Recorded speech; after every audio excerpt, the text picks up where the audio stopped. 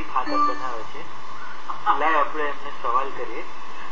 તો જીગરભાઈ, કેટલું ખાવું પડે છે અને કેટલી માત્રામાં તમે ખાંડ કાઢો છો એનું કઈ મને જાણકારી આપો. સવારના 5 લીટર દૂધ સાથે 5 કિલો બ્રેડ બટર ખાવા પડે. બપોરના 20 કિલો જમણવારમાં રોટલી, શાક, ભાત, દાળ બધું ગણીને 20 કિલો ખાવું પડે. તો 5 વાગ્યાના સુમારે લગભગ એનું પ્રોડક્શન 20 કિલો થઈ જાય. સવારનું 5 કિલો અને બપોરના 20, એટલે 20 કિલોનું પ્રોડક્શન થાય. 20 કિલો એટલે આ તો કોઈ જાતનો ગિનિસ બુક રેકોર્ડ છે. મેં 5 કિલો ટટ્ટી સાંભળ્યું છે, 6 કિલો, બહુ તો 7 કિલો સાંભળ્યું. ભીમ છે હકતા હતા. પણ હવે તમે મને કહો, તમે આ પછી એકવાર હજી લો એટલે એને કલેક્ટ કેમ ના કરતો? જીગરભાઈ કઈ ગયા પ્લીઝ, હમણાં ના ચાલુ કરતા પ્રોડક્શન.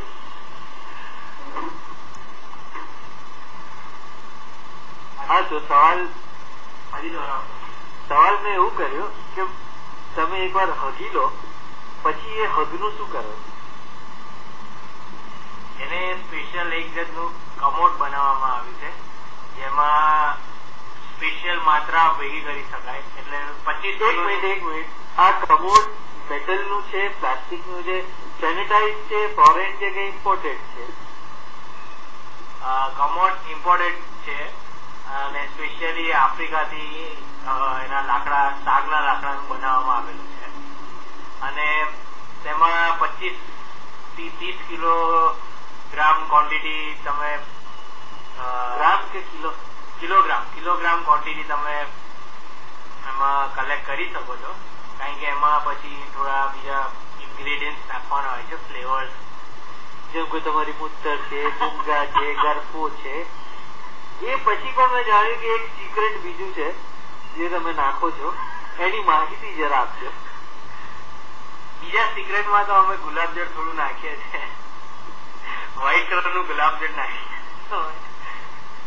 મેં સાંભળ્યું તમે લેઝર થી પછી મિક્સર કરો.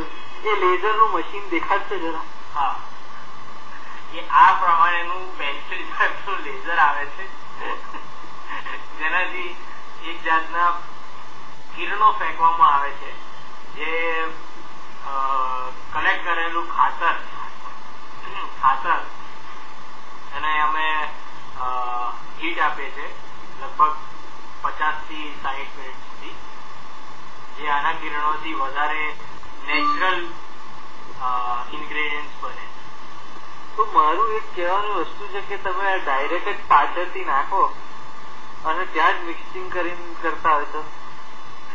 ના, એ પ્રમાણે ના થઈ જાય.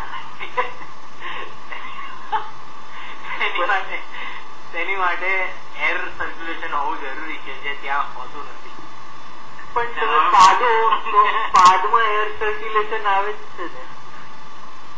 પાદમાં એર સર્ક્યુલેશન આવે છે, પણ એ એસિડિક હોય છે, જે એની માટે જરૂરી નથી. તો એસિડિક તમારો કહેવાનો મતલબ એ છે કે 5 થી તમે ટાઇલ્સ ઘસો તો સાફ થઈ જાય? એ તો અમે ચકાસ્યું નથી, પણ તમે you had given good idea, so we tried our. ચલો ભાઈઓ ને બહેનો, આજે બીજી લેક્ચરમાં આટલું જ. તમારો આભાર ડોક્ટર જીગર અમી. હું પણ આભારી છું બીજુ પટેલનો અને આ પ્રોગ્રામ ઓર્ગેનાઇઝ કરવા.